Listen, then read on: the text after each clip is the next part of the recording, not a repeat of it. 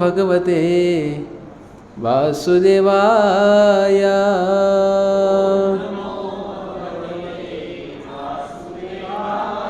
ओम नमो भगवते वासुदेवाय।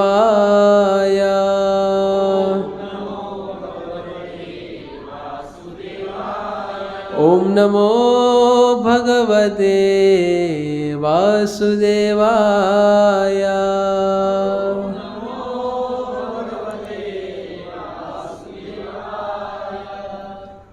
और एक श्लोक हम बोलेंगे, आप मेरे साथ दोहराइए। रामाय रामभद्राय रामचंद्राय वेधसे रघुनाथाय नाथाय सीतापतये नमः। रामाय रामभद्राय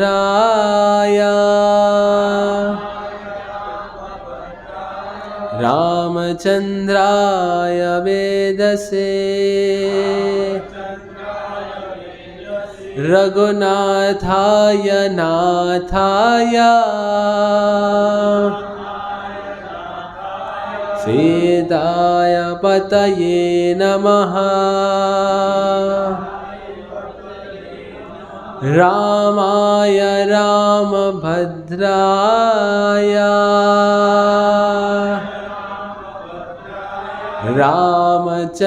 रामचंद्राय वेधसे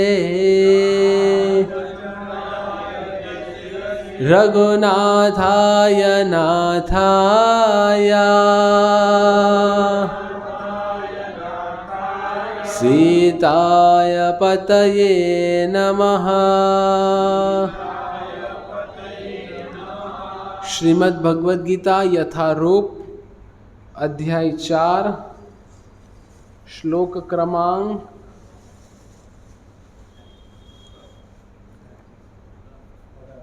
18वां।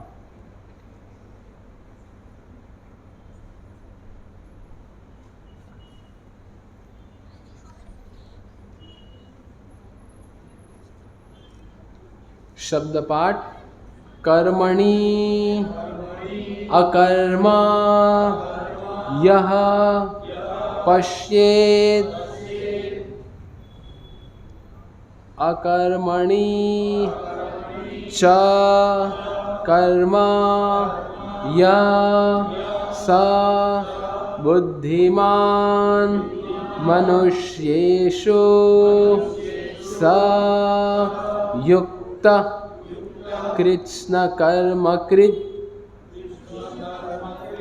कर्मण्यकर्म यः पश्येत्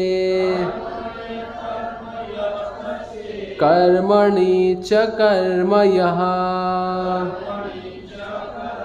स बुद्धिमान् मनुष्येषु स युक्तः कृत्स्न कर्मकृत्। कर्मण्यकर्म यः पश्येत् कर्मणि च कर्म यः स बुद्धिमान् मनुष्येषु स युक्तः कृत्स्न कर्मकृत्। कर्मण्यकर्म यः पश्येत् कर्मणि च कर्म यः स बुद्धिमान् मनुष्येषु स युक्तः कृत्स्न कर्मकृत्।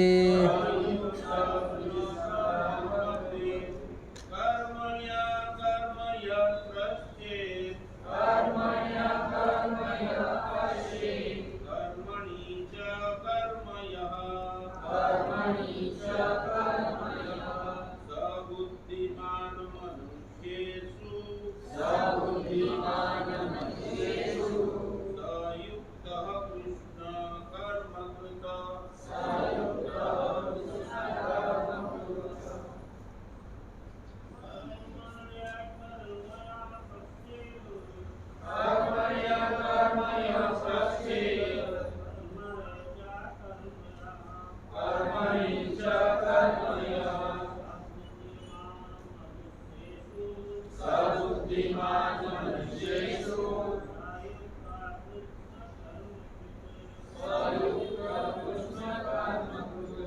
कर्मणि कर्मज पश्यति कर्मणि च कर्मज बुद्धिमान् मनुष्येषु युक्त कृष्ण कर्मकृत्। माता जी,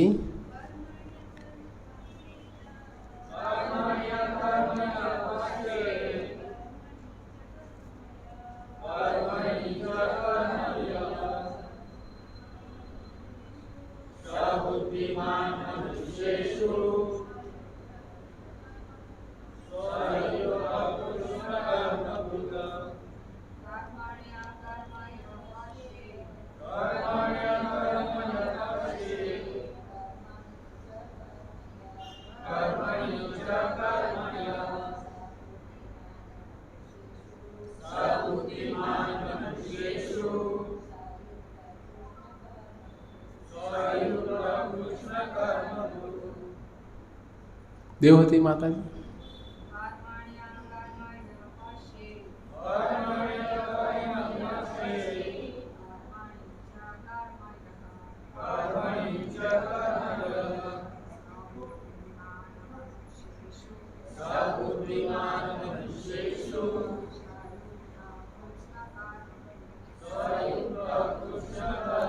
शब्द सार अनुवाद एवं तात्पर्य। कृष्ण कृपा मूर्ति अभय चरणारविंद भक्ति वेदांत स्वामी श्रील प्रभुपाद इस्कॉन के संस्थापक आचार्य। कर्मणि कर्म में अकर्मा अकर्मा यह जो पश्येत देखता है, अकर्मणि अकर्म में च भी कर्मा सकाम कर्म यह जो स वह बुद्धिमान बुद्धिमान है, मनुष्येषु मानव समाज में, स वह युक्त दिव्य स्थिति को प्राप्त, कृष्ण कर्म कृत सारे कर्मों में लगा रहकर भी। अनुवाद, जो मनुष्य कर्म में अकर्म और अकर्म में कर्म देखता है वह सभी मनुष्यों में बुद्धिमान है और सब प्रकार के कर्मों में प्रवृत्त रहकर भी दिव्य स्थिति में रहता है। ओम ज्ञानतिमिरन्धस्य ज्ञानाञ्जनशलाकया चक्षुरुन्मीलितं येन तस्मै श्रीगुरुवे नमः। श्रीचैतन्यमनोभीष्टं स्थापितं येन भूतले स्वयं रूपः कदा मह्यं ददाति स्वपदान्तिकं। वन्देऽहं श्रीगुरो श्रीयुतापदकमलं श्रीगुरून् वैष्णवांश्च श्रीरूपां साग्रजातां सहगणा रघुनाथान्वितं त्वं सजीवं साद्वैतं सावधूतं परिजनसहितं कृष्णचैतन्यदेवं श्रीराधा कृष्णपदान् सहगणा ललिता श्री विशाखान्वितांश्च नमः। ओम विष्णुपादाय कृष्णप्रेष्ठाय भूतले श्रीमते भक्तिवेदांत स्वामिनिति नामिने नमस्ते सारस्वती देवे गौरवाणी प्रचारिणे निर्विशेष शून्यवादी पाश्चात्य देशतारिणे। जय श्री कृष्ण चैतन्य प्रभु नित्यानंद श्री अद्वैत गदाधर श्रीवासदि गौर भक्त वृंद। हरे कृष्णा कृष्णा कृष्णा हरे हरे, हरे राम राम राम हरे हरे, हरे कृष्णा कृष्णा कृष्णा हरे हरे, हरे राम राम हरे हरे, हरे कृष्णा कृष्णा कृष्णा हरे हरे, हरे राम राम हरे हरे। हरे कृष्णा हरे कृष्णा। तो आप सभी का स्वागत है पुनः एक बार हमारे प्रति गुरुवार के इस सत्संग में, जिधर हम चर्चा कर रहे श्रीमद् भगवद गीता यथारूप, अध्याय 4, शीर्षक दिव्य ज्ञान, श्लोक क्रमांक 18। तात्पर्य श्रील प्रभुपाद जी द्वारा।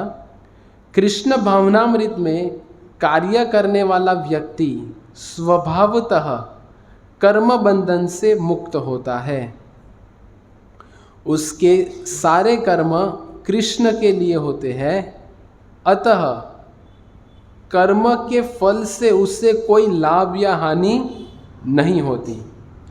फलस्वरूप वह मानव समाज में बुद्धिमान होता है, यद्यपि वह कृष्ण के लिए सभी तरह के कर्मों में लगा रहता है। अकर्म का अर्थ है कर्म के फल के बिना। निर्विशेषवादी इस भय से सारे कर्म करना बंद कर देते हैं कि कर्मफल उसके आत्म साक्षात्कार के मार्ग में बाधक ना हो, किंतु सगुणवादी अपनी इस स्थिति से भली भांति परिचित रहता है कि वह भगवान का नित्य दास है, अतः वह अपने आप को कृष्ण भावनामृत के कार्यों में तत्पर रखता है। क्योंकि सारे कर्म कृष्ण के लिए किए जाते हैं, अतः इस सेवा के करने में उसे दिव्य सुख प्राप्त होता है। जो इस विधि में लगे रहते हैं वे व्यक्तिगत इंद्रिय तृप्ति की इच्छा से रहित होते हैं। कृष्ण के प्रति उसका नित्य दास्य भाव उसे सभी प्रकार के कर्मफल से मुक्त करता है। बहुत सरल है। जैसे आज का जो श्लोक है, पिछली दफा हमने जो श्लोक लिया था वो श्लोक में हमने क्या चर्चा की थी? किसी को कुछ याद स्मरण आ रहा है कि भूल गए? ओके, सही बात है। पिछली दफा हमने 3 चीजों के बारे में विस्तार से चर्चा की थी, कर्म, अकर्म और विकर्म। तो इन तीनों में कौन सा सर्वश्रेष्ठ है? अकर्म। कितने लोग का कहना है विकर्म?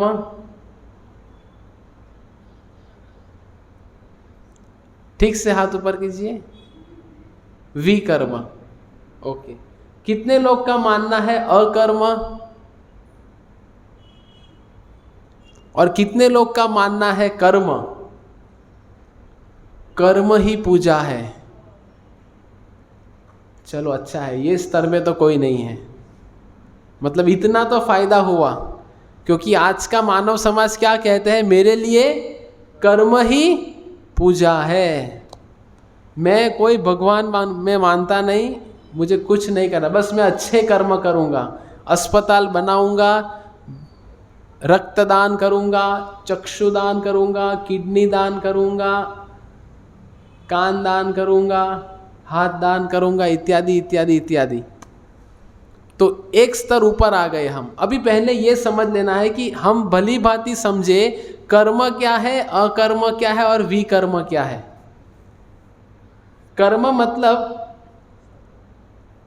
हम जो सकाम कर्म करते हैं वो, मतलब शास्त्र के आधार पे हम लोग कर्म जो करेंगे इसको कहते हैं कर्म। विकर्म मतलब जो शास्त्र के आधार पे नहीं है, मतलब शास्त्र के खिलाफ जाके सब कर्म करना, इसको क्या कहते हैं? विकर्म। और अकर्म मतलब भगवान कृष्ण की प्रसन्नता के लिए कर्म करना, जिसमें हमारा व्यक्तिगत कोई स्वार्थ नहीं है, व्यक्तिगत इंद्रिय तृप्ति की कोई इच्छा नहीं है, सभी कार्य भगवान के लिए करना, इसको कहते हैं अकर्म। अभी मुझे बताइए, कर्म, अकर्म और विकर्म में कौन सा श्रेष्ठ है? विकर्म वाले कितने लोग हैं? हाथ ऊपर कीजिए।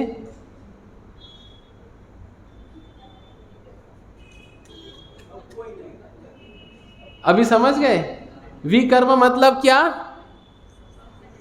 शास्त्र के विरुद्ध करना। मतलब अभी चल रहा है क्या? कौन सा महीना चल रहा है? मार्च एंडिंग नहीं, रमजान का महीना चल रहा है। इसमें क्या होता है, उपवास छूट गया, उसके बाद सब लोग सूरत जाते हैं, पूरी रात सूरत में रहते हैं। पूछा क्यों?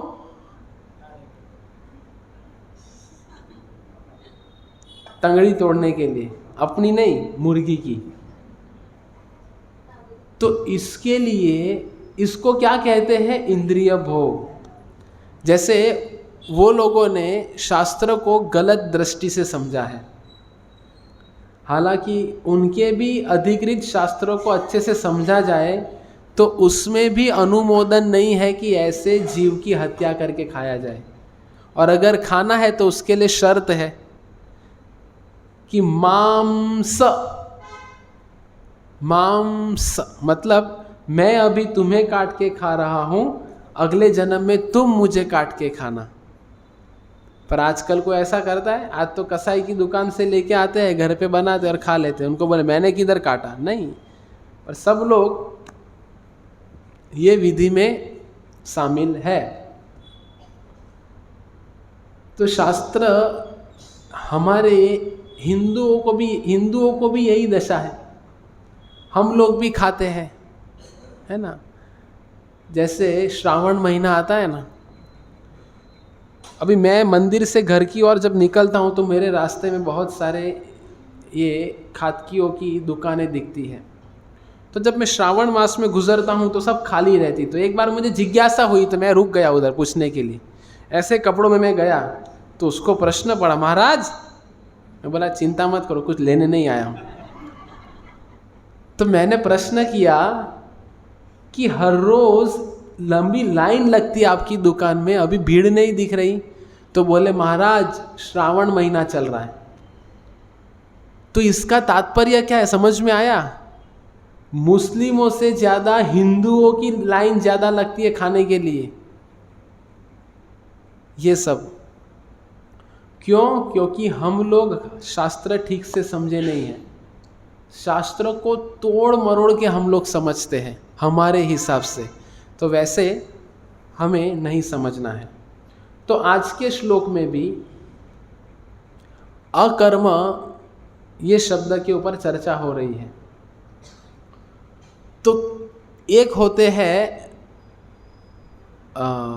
पायस, पायस को क्या कहते हैं हिंदी में? पायस और इम्पायस, पुण्यशाली। एक होते हैं पुण्यशाली और एक होते हैं अपुण्य करने वाले। तो ये दोनों श्रेणी के लोग समाज में पाए जाते हैं ना। अगर हम, जैसे पिछली बार हमने देखा कि अलग अलग पुण्य के कार्य हैं, देखा हमने। तो पुण्य कर्म करेंगे तो पुण्य कर्म जो हमने किया है उसका भी फल हमें प्रदान होगा और हमें फिर से इस भौतिक संसार में आना ही होगा। जैसे हमने उदाहरण लिया था कि मानो कोई व्यक्ति पानी की परब गर्मी के मौसम में खोल देता है, तो भगवान उसको अगला जन्म ऐसा देंगे जिधर उसको पानी की कमी नहीं पड़ेगी। चौल में जाके नीचे जाके पानी भर के लाना, ऊपर घर में लेके जाना, ये समस्या नहीं होने देगी।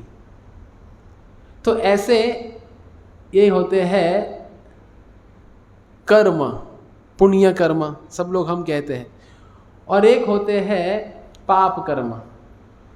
तो पाप कर्म भी भुगतना है, पाप कर्म भुगत के तो संसार में आना वो तो निश्चित है। लेकिन पुण्य और पाप कर्म से भी ऊपर सर्वश्रेष्ठ एक कर्म है। वो कौन सा कर्म? अकर्म, मतलब आध्यात्मिक कर्म। आध्यात्मिक कर्म मतलब भगवान कृष्ण के संबंध में जो भी कर्म किया जाए। और आज के तात्पर्य में श्रील प्रभुपाद जी बहुत सुंदर कह रहे हैं कि वो व्यक्ति कर्म बंधन से मुक्त है जो दासत्व को स्वीकार करके भगवान कृष्ण के लिए कार्य करता है। ये समझना बहुत आवश्यक है, दासत्व को स्वीकार करना, ये हम आगे चर्चा करेंगे। कई बार क्या होता है, हम सेवा करते हैं लेकिन माया का प्रभाव इतना है इस संसार में कि वो सेवा के साथ साथ में माया हमें गर्व प्रदान करती है। कैसा गर्व? मानो कोई गायक है, भगवान के लिए बहुत सुंदर गाता है, लोग भी तारीफ करते, तो उससे अहंकार आ जाता है कि मेरे अलावा और कोई मधुर गाता ही नहीं, मेरे अलावा कोई गायक कलाकार पूरी संस्था में नहीं होगा। तो इसको क्या कहते हैं पता है? अहंकार। इसको कहते हैं गर्व।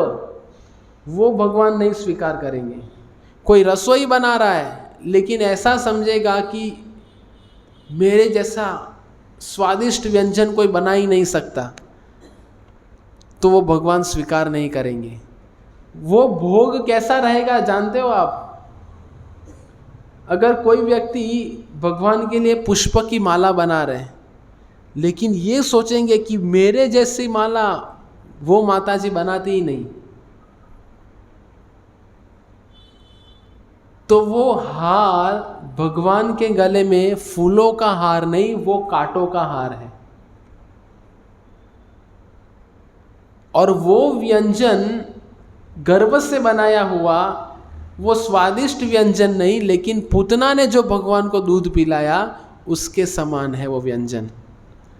पूतना एक माँ के रूप में आई थी, स्तनपान कराने आई थी, पर उसके दूध में क्या था? जहर था। तो पूतना वो हमारे भक्त के, साधक भक्त के जीवन में एक गर्व और अहंकार का प्रतिनिधित्व करती है। तो हमें ये भली बात ही समझना है कि हम जो भी गतिविधियां भक्ति के मार्ग में कर रहे हैं वो दासत्व को स्वीकार करके नम्रता पूर्वक होनी चाहिए, ना कि अहंकार वश। ये समझ में आ रहा है सबको? अहंकार समझ में आता है? अहंकार मतलब क्या? अभिमान। मतलब ये समझना कि मेरे अलावा कोई भक्त है ही नहीं, मेरे जैसी सेवा कोई करता ही नहीं। मतलब इसमें सभी आ जाता है। मानो कोई सफाई कर रहा है, कोई बर्तन धो रहा है, कोई भोग बना रहा है, कोई हार बना रहा है, इत्यादि इत्यादि इत्यादि, सभी आ गया इसमें। तो सर्वश्रेष्ठ कर्म कौन सा है? कर्म नहीं है, विकर्म नहीं है, अकर्म है। मतलब आध्यात्मिक कर्म जो भगवान कृष्ण की प्रसन्नता हेतु किया जाए। तो पुण्य कर्म और पाप कर्म, ये दोनों भी जो कर्म है, ये दोनों भी कर्म हमें इस संसार में बांधते हैं। ये कर्म बंधन है। पुण्य कर्म भी कर्म बंधन है और पाप कर्म तो कर्म बंधन है ही है। हमें ये नहीं पता होगा कि पुण्य कर्म से भी हम कर्म बंधन में फंसते हैं। ये हमने पिछली बार भी चर्चा की थी, आज भी बता रहा हूं। तो प्रश्न ये उठता है कि कर्म बंधन से अगर हमें मुक्ति पानी है तो उसके लिए क्या करना पड़ेगा बताइए। सबसे प्रथम प्रश्न तो ये है कि सब लोग चाहते हैं कि कर्म बंधन से मुक्त हो, हम चाहते हैं, तो कैसे होंगे वो भी पता होना चाहिए ना। कैसे होंगे कर्म बंधन से मुक्त, बताइए। ભગવાને સાંકળમાં રાખીને પોતે કામ કરવા પડે. हाँ, कर्म बंधन से अगर मुक्त होना है तो दासत्व को स्वीकार करके, जो आज के तात्पर्य में श्रील प्रभुपाद जी कह रहे, दासत्व को स्वीकार करके भगवान कृष्ण की प्रसन्नता हेतु कार्य करना. तो कर्म बंधन कैसे आता है? 3 गुणों के से अधीन है. वो कौन से 3 गुण है? सत्वगुण, रजोगुण, तमोगुण. ये 3 गुण के अधीन है हमारे सब कर्म. अभी हम जो कर रहे हैं वो, तो हर एक गतिविधियां हमारी 3 गुणों में आती है, सत्वगुण, रजोगुण और तमोगुण, जो हमारे बंधन का कारण है. तो सर्वश्रेष्ठ क्या है? पुनः कि ये तीनों गुणों से ऊपर उठ के भगवान कृष्ण की प्रसन्नता के लिए कार्य करना. अभी सत्वगुण, रजोगुण और तमोगुण से ऊपर उठना मतलब क्या? आज तक तो हमने ये 3 ही गुण देखे ना, सत्वगुण, रजोगुण और तमोगुण. इससे भी ऊपर कुछ है जिसको कहा जाएगा शुद्ध सत्व. जैसे बाजार में घी मिलता है, कई लोग कहते हैं ये शुद्ध घी है. दोनों भी घी है लेकिन फर्क है ना. वैसे सत्वगुण और शुद्ध सत्वगुण, ये दोनों में अंतर है. शुद्ध सत्व मतलब भगवान कृष्ण की प्रसन्नता हेतु किया गया कार्य, जिसको कहते हैं शुद्ध सत्व. जैसे हम सब लोग ये सत्संग में बैठे हैं, तो ये शुद्ध सत्व गुण का कार्य है, क्योंकि भगवान कृष्ण की उपस्थिति में उनकी प्रसन्नता के लिए कार्य किया जा रहा है. तो जैसे हम चर्चा किए कि पुण्य कर्म, पाप कर्म हमें पुनः इस भौतिक संसार में बांधते हैं, कर्म बंधन है. तो कर्म बंधन का फल क्या है? हम पुनः इस भौतिक संसार में आएंगे. आप सब समझ रहे हैं? कर्म बंधन से क्या हो रहा है? हम पुनः इस भौतिक संसार में आएंगे. अभी भौतिक संसार में आएंगे तो उससे क्या हो रहा है, ये एक उदाहरण से समझेंगे. जैसे जो कसाई घर होता है ना, बकरियों का आपने देखा है, ईद आएगी अभी, बकरी ईद, तो उसको पूरे महीने भर चारा खिलाया जाता है ना. और जब उसको हलाल करने वाले होते हैं तो बहुत सारी बकरियां एक साथ रहती हैं, एक के पीछे एक के पीछे एक के पीछे एक के पीछे एक. तो जैसे एक बकरी आगे आती है, घास डाला जाता है, घास खाती है कि कसाई सर धड़ से अलग. अभी पीछे लाइन में जितनी भी बकरियां खड़ी है वो सब देखती है ऐसे कि वो आगे वाली बकरी कटी जा रही है. फिर जब उसका भी नंबर आता है तो वो भी घास खाने जाएगी, वो भी काटी जाएगी. अभी मानो आज प्रवचन के पश्चात सब लोग ये हॉल से प्रसादम हॉल में जाएंगे, जैसे एक एक बंदा जा रहा है, तो हम जाने का प्रयत्न करेंगे? नहीं करेंगे ना. तो हम एक स्तर थोड़े बुद्धि में आगे हैं पशुओं से. तो पशुओं के अंदर ये बुद्धि नहीं है कि इनको अगर काट रहे तो मुझे भी काटा जाएगा. तो ये पशु एक के बाद एक सब लोग हलाल हो रहे हैं. वैसे ही कृष्ण भावनामृत के बिना इस संसार में हरेक मनुष्य पुनरपि जन्म पुनरपि मरणम पुनरपि जननी जठरे शयनम, पुनः पुनः इस भौतिक संसार में आ रहे हैं. हम सब लोग कितनी बार इस संसार में आ गए. 84 लाख योनि के पश्चात जो मनुष्य जन्म मिला है, हम बार बार ये जन्म मृत्यु के चक्कर में भटक रहे हैं.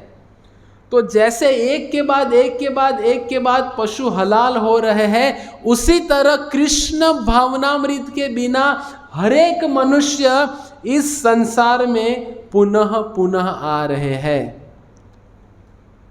तो ये पुनः पुनः आने को रोकने की एक ही विधि है. क्या?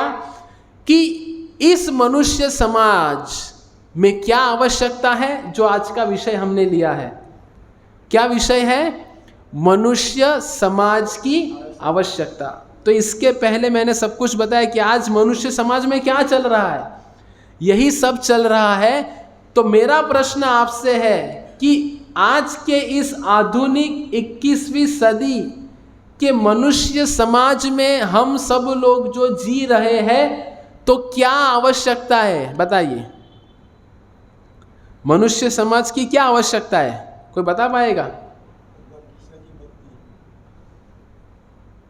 आपने तो छक्का मार दिया, बॉल बाउंड्री के बाहर चला गया।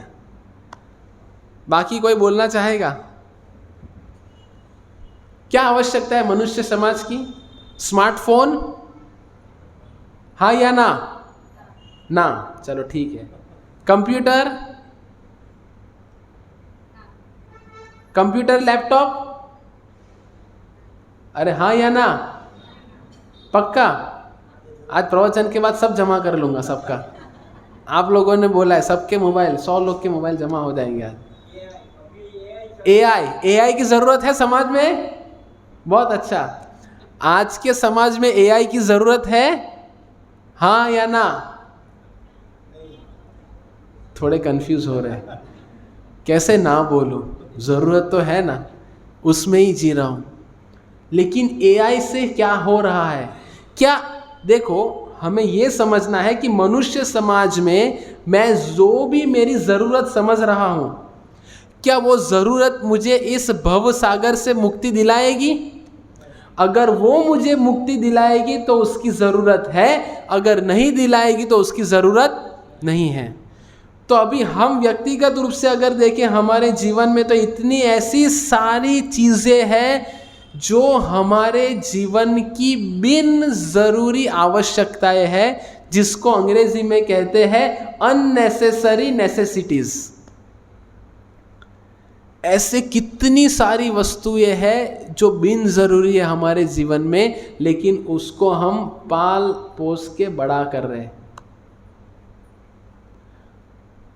उसकी आवश्यकता है ही नहीं। तस्यैव हेतो प्रयतेत कोविदो, श्रीमद् भागवतम का बहुत सुंदर श्लोक है। क्या समझा रहे इस श्लोक में? इसमें बैठा हुआ कोई व्यक्ति ऐसा है जो भगवान से प्रार्थना ऐसे करते हैं, भगवान थोड़ा दुख दे दो, दुख दे दो। ऐसा कौन प्रार्थना करता है? कोई नहीं। फिर भी सब लोग दुखी है? जैसे बिना मांगे हमें दुख मिल रहा है इस संसार में, वैसे ही बिना मांगे इस संसार में हमें सुख भी मिलने वाला है। उसके लिए मांगने की या प्रयत्न करने की आवश्यकता नहीं है। ये मैं नहीं कह रहा हूं, ये श्रीमद् भागवतम का श्लोक कह रहा है। श्रील प्रभुपाद जी अधिकांश प्रवचन में अपने कहे हैं तस्यैव हेतो प्रयतेत कोविदो, कि जैसे बिना मांगे दुख मिल रहा है वैसे ही बिना मांगे सुख मिलेगा। जैसे घर में क्या होता है, अधिकांश सब लोग माता पिता ऐसा सोचते हैं, हमने तो बहुत गरीबी देखी, मैं ये नहीं कर पाया, मैं वो नहीं कर पाया, कम से कम तू तो कर। मैंने आज तक, हमारा खुद का मकान नहीं है, तू तो मकान लेके दे। आज तक खुद की गाड़ी नहीं है, तू तो गाड़ी लेके दे। तो हम लोग सुख की अपेक्षा करते हैं, लेकिन जैसे दुख बिना मांगे मिल रहा है वैसे सुख भी हमारे जीवन में बिना मांग के आएगा। उसके लिए प्रयत्न नहीं करना है। अगर प्रयत्न करना है तो कृष्ण भावनामृत के लिए हमें प्रयत्न करना है। तो इस संसार में आवश्यकता किसकी है? कृष्ण भावनामृत आंदोलन की। क्योंकि क्या हो रहा है, जैसे एक के बाद एक पशु कत्ल खाने में बलि जा रहा है, वैसे मनुष्य समाज में एक के बाद सब मनुष्य पुनः इस भव बंधन में फंस रहे हैं।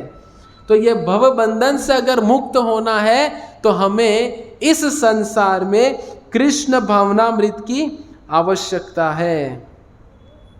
तो कृष्ण भावनामृत की आवश्यकता मतलब ये कृष्ण भक्ति, श्रील प्रभुपाद जी के पुस्तकों का प्रचार, भगवत गीता का प्रचार, भगवत गीता का वितरण, इन चीज़ों की आवश्यकता है आज समाज में। वो प्रचार और प्रसार होना चाहिए और इसके लिए प्रशिक्षण की आवश्यकता है। अभी इधर हम सब लोग जो बैठे हुए हैं, हम सबको क्या मिल रहा है? इधर प्रशिक्षण प्राप्त हो रहा है। तो प्रशिक्षण की आवश्यकता है। कृष्ण भावनामृत मतलब ये कोई भावुकता का विषय नहीं है, इधर आ गए ठीक है, थोड़ी भावना है, अच्छा है। गुरुवार के बाद रूम से बाहर निकले कि वापस बोलो जुबा केसरी, या नहीं, जीवन हमारा बदलना चाहिए, हमारी बुरी आदतें छूटनी चाहिए। ये सब कब होगा? जब हम अच्छे से प्रशिक्षण लेंगे कृष्ण भावनामृत में। और प्रशिक्षण मतलब क्या? रोज दिन प्रतिदिन हरे कृष्णा कृष्ण कृष्ण हरे हरे, हरे राम राम राम हरे हरे। इसका निरंतर जप करना, श्रील प्रभुपाद जी की पुस्तक का अध्ययन करना, इनसे बदलाव आएगा, नहीं तो बदलाव नहीं आएगा, जो आज के श्लोक में कह रहे हैं। तो अकर्म मतलब भगवान कृष्ण की प्रसन्नता के लिए कर्म करना, तब जाके हम कर्म बंधन से मुक्त होंगे। अगर हमारे अंदर दासत्व का भाव है तो गर्व नहीं होना चाहिए। अधिकांश हमें हमारी काबिलियत पे गर्व होता है। मानो को अगर सुंदर है तो उसको उसकी सुंदरता का गर्व होता है। मानो कोई महिला साड़ी अच्छे से पहन रही है 10,000 रुपये वाली, तो उसको उसका गर्व होता है। देवा हो देवा तुमसे बढ़कर कौन, और भक्त जनों में, मेरा कॉलर नहीं है, मुझसे बढ़कर कौन। ये गलत भाव है। भक्ति में जितना हम अपने आप को नीचा दिखाएंगे उतना अधिक हम प्रगति करेंगे, और जितना अधिक अपने आप को ऊंचा बताएंगे उतना अधिक हम भक्ति में नीचे चले जाएंगे।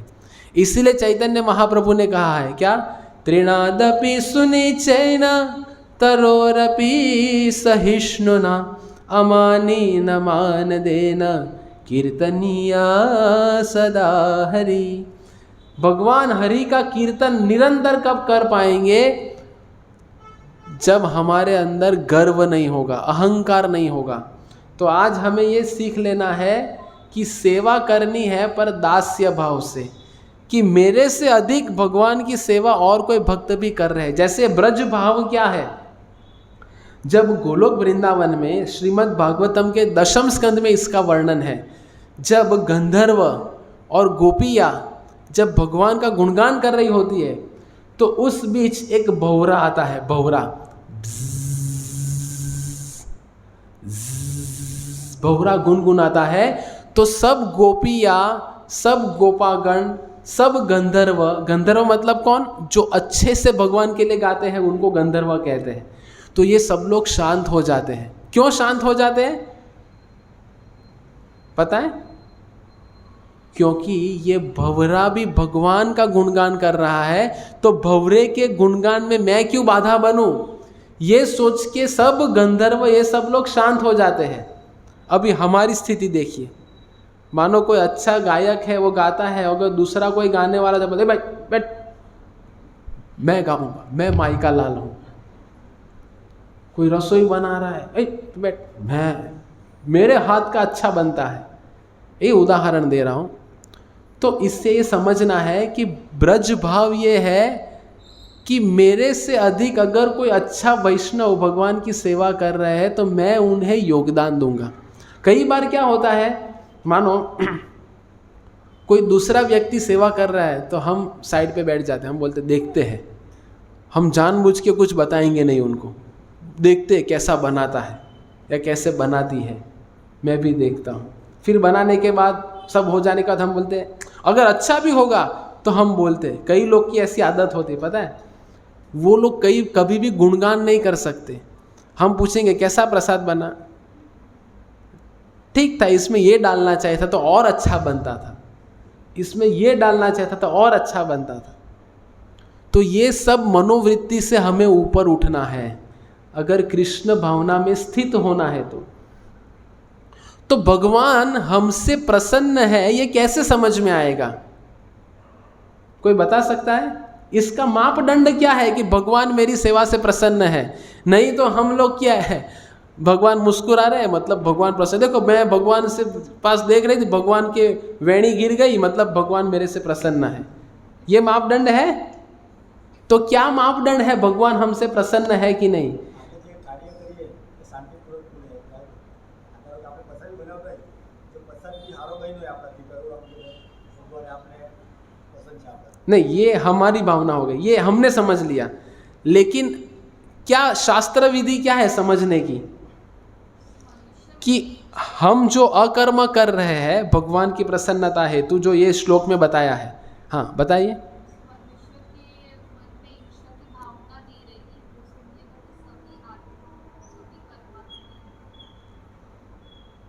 एक सरल उदाहरण से समझाऊंगा, जो हम हर रोज सुबह गुरुवाष्टकम में गाते हैं। गुरुवाष्टकम मतलब क्या पता है? हर रोज सुबह हम जो मंगल आरती गाते हैं ना, इसके लिए आपको कभी फेस्टिवल में, रामनवमी रविवार को आ रही है तो सब लोग आइए मंगल आरती में तो समझेगा। उसमें हम गाते हैं यस्य प्रसादात् भगवत प्रसादो यस्या प्रसादान्न गति कुतोऽपि ध्यायन्स्तु वंस्तस्य यशस्त्रिसन्ध्यं वन्दे गुरौ श्री चरणारविंदम। यदि हमारी सेवा से गुरु प्रसन्न है तो भगवान प्रसन्न है, हमारी सेवा से श्रील प्रभुपाद जी प्रसन्न है तो भगवान प्रसन्न है, ये हमें समझना चाहिए। तो हमारी पूरी सेवा और गतिविधि करने का एकमेव उद्देश्य है कि हमारे गुरु हमसे प्रसन्न हो, ये समझना बहुत आवश्यक है। और गुरु के अधिकृत प्रतिनिधि, जैसे श्रील प्रभुपाद जी का प्रतिनिधित्व करते परम पूज्य भक्ति विकास स्वामी महाराज, जो वर्तमान आचार्य है इस्कॉन में, तो हमारी सेवा से अगर वो प्रसन्न हो रहे हैं तो गुरु कैसे प्रसन्न होते हैं वो जानना पड़ेगा।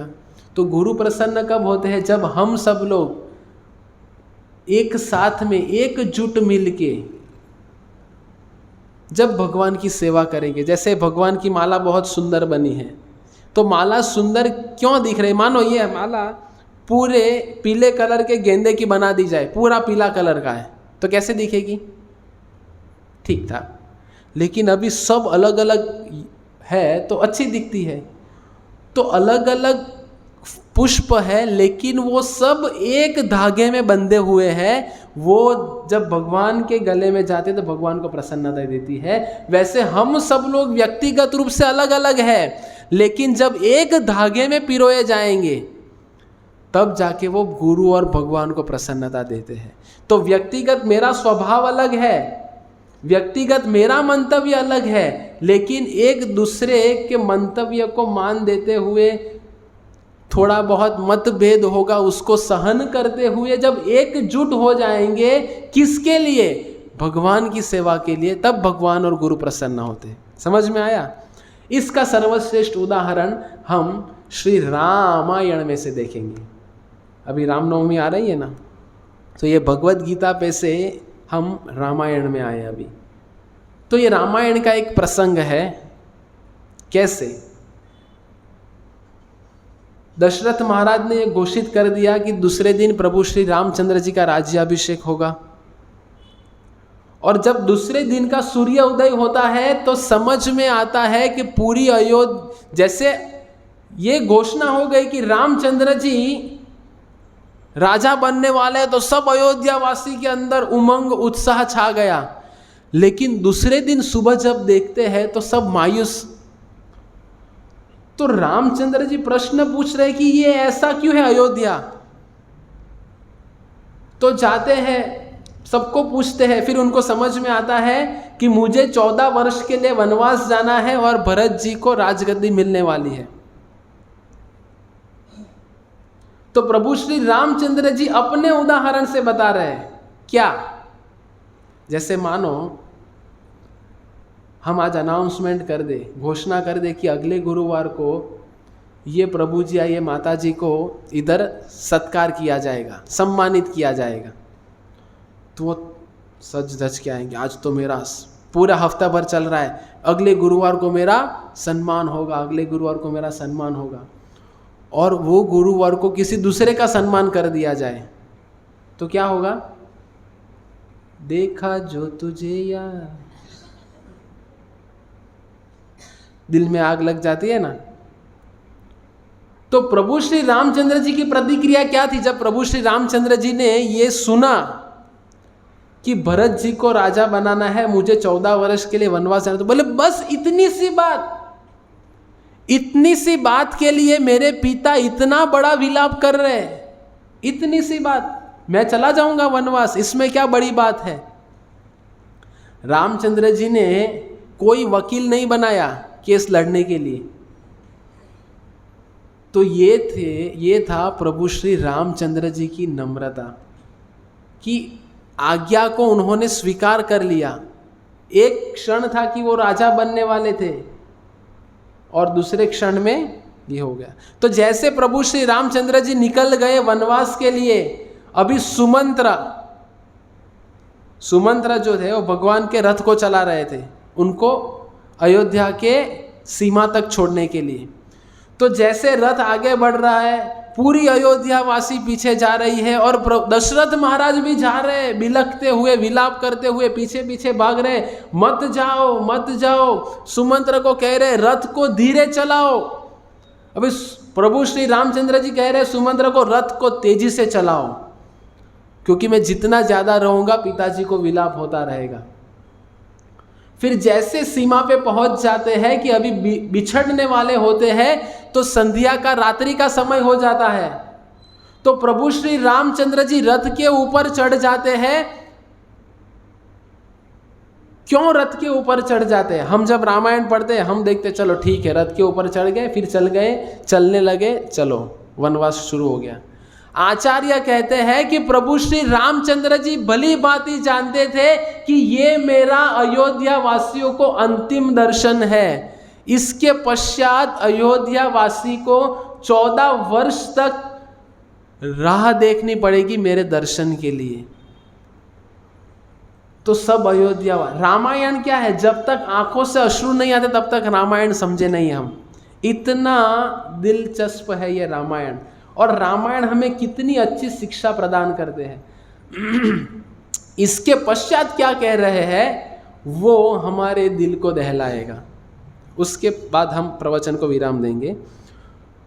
तो रामचंद्र जी पूरे अयोध्या वासी को कह रहे हैं कि दशरथ महाराज का आप ख्याल रखना, क्योंकि मेरे जाने के पश्चात जो ज्यादा दुखी होंगे, पीड़ित होंगे और विलाप करेंगे वो कौन होंगे? दशरथ महाराज। तो कृपया आप सब लोग दशरथ महाराज की रक्षा करना। इसके पश्चात जो रामचंद्र जी ने कहा कि आप सब लोग माता कैकेयी की रक्षा करना, उनकी देखभाल करना, क्योंकि रामचंद्र जी ये जानते थे कि मेरे जाने के पश्चात पूरी अयोध्या वासी सबसे ज्यादा कोसेंगे। तो किसको कोसेंगे? कैकेयी माता को कोसेंगे कि आपके कारण हुआ, आपके कारण हुआ, आपने ये। हमारे जीवन में होता है ना ऐसा, मानो हम कुछ करते हैं और कुछ दूसरे से कुछ गलती हो जाती है तो हम कोसते रहते उसको। तो रामचंद्र जी से मुख से जब कैकेयी माता के बारे में ये श्रवण किया कि कैकेयी माता की आप लोग सुरक्षा प्रदान करना और उनको कोसना मत, तो सब अयोध्या वासियों के अंदर प्रभु श्री रामचंद्र जी के लिए मान सम्मान था और बढ़ गया। क्या समझते हुए कि जो कैकेयी के कारण आज प्रभु श्री रामचंद्र जी को वनवास जाना पड़ रहा है, तो प्रभु श्री रामचंद्र जी ये माता कैकेयी के बारे में सोच रहे हैं। तो ये सोच के अयोध्या वासी के अंदर प्रभु श्री रामचंद्र जी के अंदर का जो आदर था वो और बढ़ गया। तो इससे आचार्य हमें क्या शिक्षा प्रदान करते हैं, ये बहुत हमारे लिए आवश्यक है। कई बार एक होता है प्रेम और एक होती है जवाबदारी। तो ये दोनों में उत्कृष्ट है जवाबदारी। ये प्रभु श्री रामचंद्र जी ने अपने उदाहरण से सिखाया और जो आज के श्लोक में बताया है। अकर्म मतलब भगवान कृष्ण की प्रसन्नता हेतु कर्म करना। तो भरत महाराज का इतना सुंदर चरित्र कि पूरा रामायण, आज अभी हमने रामचंद्र जी का बखान किया, लेकिन वनवास जब प्रारंभ हुआ तो पूरे वनवास में प्रभु श्री रामचंद्र जी ने अधिक से अधिक अगर किसी को याद किया है तो वो है भरत महाराज, भरत राजा, भरत को याद किया। जैसे हम कभी मानो किधर दूर चले जाते हैं, मानो कोई कनाडा चला गया, तो सबसे ज़्यादा वो याद किसको करेगा? मित्र को करेगा? कोई नहीं, किसको? माता पिता को याद करता है, अपने लोगों को याद करता है। तो प्रभु श्री रामचंद्र जी ने किनको याद किया? भरत महाराज को याद किया। ये थे भरत महाराज, क्योंकि भरत महाराज की क्या थी? शरणागति थी। हम देखते ना रामायण में, भरत महाराज ने राजगद्दी नहीं स्वीकारी, वो रामचंद्र जी की पादुका लेके आए और पादुका लेके वो पादुका को रखे और कभी बिस्तर पे नहीं सोए, जमीन के अंदर खड्डा गिरा के सोए। क्यों? क्योंकि मेरे प्रभु श्री रामचंद्र जी अगर जमीन पे सो रहे तो मैं वो जमीन पे कैसे सो सकता हूं? तो अपने स्थान को नीचा कर दिया। इसको कहते हैं दासत्व। तो ये दासत्व के कारण भरत महाराज और सुंदर बन गए। इसीलिए जब प्रभु श्री रामचंद्र जी ने बाली को छुपकर मारा, इसके लिए कई कारण हैं, वो बाद में चर्चा करेंगे। तो मरते मरते बाली क्या कह रहा है पता है? ऐसा नहीं कहा कि आपने मुझे छुप कर मारा, बाली ऐसा कहता है कि भरत के भाई होके आपने मेरे पीठ पीछे वार किया। तो इसमें ख्याति किसकी बढ़ रही है? भरत महाराज की। ये है रामायण। क्यों भरत महाराज इतने प्रसिद्ध हुए? क्योंकि भरत महाराज के अंदर दासत्व का भाव था, जो आज के श्लोक में श्रील प्रभुपाद जी कह रहे हैं कि अकर्म, मतलब भरत महाराज ने जो भी किया कोई स्वार्थ नहीं व्यक्तिगत, सब कुछ किसके लिए किया? प्रभु श्री रामचंद्र जी की संतुष्टि के लिए किया। तो यही रामायण हमें सिखाता है। रामायण सब लोग जानते हैं, पूरे भारत में सभी जानते हैं, लेकिन ये आने वाली रामनवमी पे हम क्या शिक्षा ले, ये रामायण से हमें अपने अंदर बदलाव लाना है। तो ये रामायण हमें क्या सिखा रहा है कि हमें दास बनना है और दास के भाव में भगवान की सेवा करनी है, तब जाके हम कर्म बंधन से मुक्त होंगे।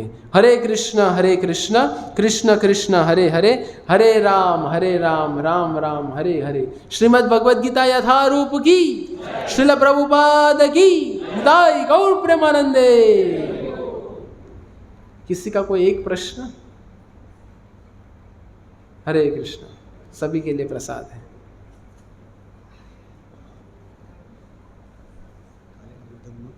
नृसिंह